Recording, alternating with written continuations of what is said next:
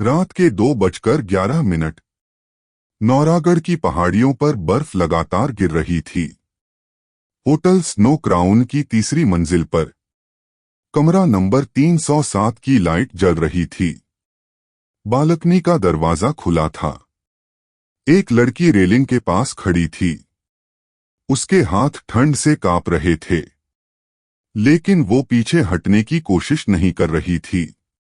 उसके सामने कोई खड़ा था। हम उसे नहीं देख सकते, लेकिन वो उसे साफ देख रही थी। वो कहती है, मैंने सब जान लिया है। कुछ सेकंड की खामोशी, फिर उसका शरीर रेलिंग के पार चला जाता है। नीचे गहरी बर्फ। सुबह उसकी लाश मिलती है। कमरा अंदर से बंद। कोई जबरन एंट्री नहीं। सीसीटीवी में उस रात कोई अंदर जाता नहीं दिखा, लेकिन कॉल रिकॉर्ड में रात के 1:47 पर एक कॉल आया था। लोकेशन होटल के पीछे की पहाड़ी, वही जगह जहां 10 साल पहले उसकी बहन रिया की मौत हुई थी, और उस केस को आत्महत्या कहकर बंद कर दिया गया था। नौरागढ़, छोटा सा हिल स्टेशन। सर्दियों में यहां सिर्फ 2 तरह के लोग आते हैं, टूरिस्ट या वो लोग जो कुछ छुपाना चाहते हैं। अनन्या राठौर यहां टूरिस्ट बनकर आई थी, लेकिन वो छुट्टी मनाने नहीं आई थी। उसकी बहन रिया 10 साल पहले यहीं मरी थी। फाइल में लिखा था सुसाइड, लेकिन अनन्या को हमेशा लगा रिया ऐसा नहीं कर सकती। रिया डरती थी ऊंचाई से। बालकनी से नीचे झांकना भी उसे पसंद नहीं था। फिर वो कैसे कूदी? अनन्या ने पिछले 6 महीनों में पुराने news article, call record, hotel staff की लिस्ट सब निकाल लिए थे, और उसे एक चीज समझ आई। रिया की मौत के बाद होटल स्नो क्राउन का मालिक अचानक बहुत अमीर हो गया था। उसने नई जमीन खरीदी, नया रिसॉर्ट बनवाया, और केस चुपचाप बंद हो गया। अनन्या ने उसी होटल में कमरा बुक किया, 307। वही कमरा। होटल लकड़ी का बना था। पुरानी सीढ़ियां जो हर कदम पर आवाज करती थीं। रिसेप्शन पर बैठा था दीपक, लगभग 40 साल का। उसने अनन्या की आईडी ली। नाम पढ़ते ही उसकी आंखों में 1 सेकंड के लिए ठहराव आया। आप पहली बार आई हैं? अनन्या मुस्कुराई। नहीं, मेरी बहन आई थी यहां 10 साल पहले। दीपक ने कुछ नहीं कहा, बस चाबी पकड़ा दी। 307। उस रात डिनर के बाद अनन्या ने होटल स्टाफ से कैजुअल बातें की। किचन में काम करता था महेश, हाउसकीपिंग कविता, और होटल का मालिक विक्रम सूद। शहर से बाहर बताया गया, लेकिन एक अजीब बात थी। होटल लगभग खाली था। सिर्फ 3 कमरे बुक थे। अनन्या का, एक बुजुर्ग कपल का, और एक कमरा जो रिकॉर्ड में बुक था, लेकिन उसमें कोई दिखा नहीं। कमरा नंबर 302। रात के करीब 12:30 बजे। बर्फ तेज हो चुकी थी। अनन्या ने अपना कैमरा ऑन किया। वो अपनी बहन के बारे में बोल रही थी। रिया, अगर तुमने सुसाइड नहीं किया तो मैं सच लेकर जाऊंगी। तभी उसके फोन पर एक मैसेज आया, अननोन नंबर। इस सच जानने आई हो तो बालकनी पर आओ। अनन्या का दिल तेज धड़कने लगा। उसने दरवाजा चेक किया। लॉक। कमरे में कोई नहीं। वो धीरे से बालकनी की तरफ बढ़ी। नीचे सिर्फ सफेद बर्फ। फिर उसने सामने वाली पहाड़ी की तरफ देखा। दूर एक टॉर्च की रोशनी झिलमिला रही थी, जैसे कोई सिग्नल दे रहा हो। उसका फोन फिर वाइब्रेट हुआ। तुम्हारी बहन ने भी यही देखा था। और उसी पल उसके पीछे कमरे का दरवाजा हल्का सा क्लिक करता है। सुबह 6 बजे अनन्या की लाश बर्फ में मिली। इंस्पेक्टर विराज ठाकुर केस संभालता है। लोकल पुलिस वाला पहाड़ को जानता है। उसने सबसे पहले कमरे की जांच की। दरवाजा अंदर से लॉक, बालकनी खुली, रेलिंग पर हल्के से खरोंच के निशान। कमरे में संघर्ष का कोई बड़ा निशान नहीं, लेकिन एक चीज मिली। बेड के नीचे गिरा हुआ एक छोटा सा मेटल का टुकड़ा, जैसे किसी डोर या वायर का हिस्सा हो। विराज ने सीसीटीवी देखा। रात 12:30 के बाद कोई 307 की तरफ जाता नहीं दिखा, लेकिन 1:32 पर 302 का दरवाजा खुलता है। कोई बाहर निकलता है, हुडी पहने हुए। चेहरा साफ नहीं दिखता। वो सीढ़ियों से नीचे जाता है और कैमरे के ब्लाइंड स्पॉट में गायब हो जाता है।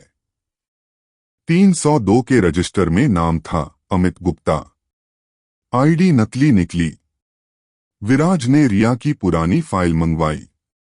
उसी कमरे से गिरना, उसी तरह बर्फ में मिलना, उसी तरह कोई संघर्ष नहीं।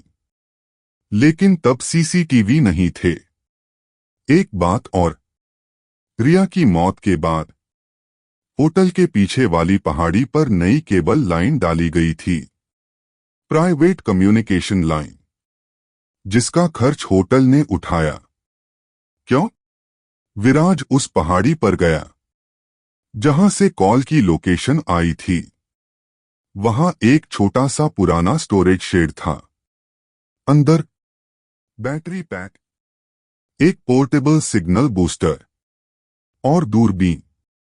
कोई यहां से होटल के कमरों को साफ देख सकता था, खासकर 307 की बालकनी। और रेलिंग पर एक पतली ट्रांसपेरेंट फिशिंग वायर के निशान। विराज को समझ आया, अगर कोई बालकनी पर खड़ा हो और पीछे से इनविजिबल वायर से जोर का झटका दिया जाए, तो वो सीधे रेलिंग पार गिर सकता है। बिना संघर्ष, बिना आवाज। रिया मरने से पहले होटल मालिक विक्रम सूद के खिलाफ एक कंप्लेंट दर्ज करने वाली थी। उसके पास होटल में चल रहे इलीगल लैंड डील के प्रूफ थे। उसके फोन से डेटा गायब था। रिया की मौत के बाद कंप्लेंट भी गायब। अनन्या वही प्रूफ ढूंढने आई थी। उसने अपने लैपटॉप में सारे डॉक्यूमेंट्स जमा कर लिए थे और उसने शायद किसी को बता दिया था कि उसे सच मिल गया है। विराज ने दीपक, महेश और कविता से अलग अलग पूछताछ की। दीपक नर्वस था। महेश ने बताया, साहब, 302 वाला आदमी विक्रम सर का मेहमान था। लेकिन विक्रम ने कहा, मैं शहर में था। विराज ने फोन लोकेशन निकलवाई। विक्रम का फोन शहर में था, लेकिन उसकी दूसरी प्राइवेट सिम नौरागढ़ में एक्टिव थी। रात 1:40 पर उसी से कॉल गया था 307 में। और 302 का फेक गेस्ट दरअसल विक्रम का छोटा भाई था, जिसका नाम कहीं रजिस्टर नहीं था। प्लान सिंपल था, पहले रिया, अब अनन्या। जो भी सच के करीब आए उसे सुसाइड बना दो। पहाड़ी से वायर अटैच करके सिग्नल देकर बालकनी पर बुलाओ। पीछे से जर्क, नीचे बर्फ। केस खत्म। लेकिन इस बार सीसीटीवी, कॉल रिकॉर्ड और पहाड़ी पर मिले उपकरणों ने सच्चाई खोल दी। विक्रम और उसका भाई गिरफ्तार हुए। होटल सील, कमरा 307 बंद। लेकिन बर्फ पिघलने के बाद नीचे से एक और चीज मिली।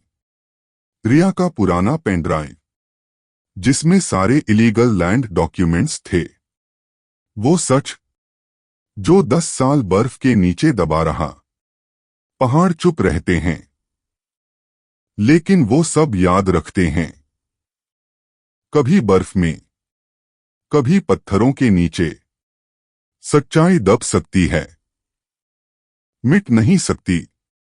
और अगर कोई उसे ढूंढने आए, तो या तो वो सच लेकर जाएगा, या वो खुद कहानी बन जाएगा।